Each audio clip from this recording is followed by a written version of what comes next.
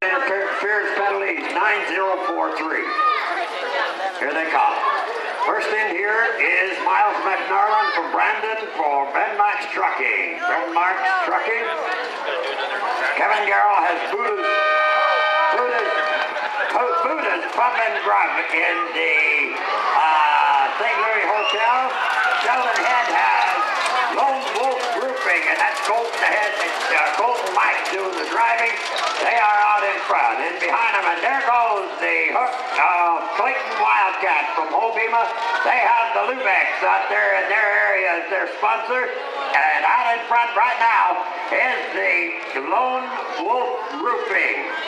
Lone Wolf Roofing is Sheldon Head's team. Colton Mike drives them, and they are out in front. But coming at them on the outside is the Miles McNarland, Brandon, Manitoba, Ben Marks Trucking is trying to catch him. In third, behind them, is the Buddha's Pub and Grub, the fun spot in the St. Louis Hotel.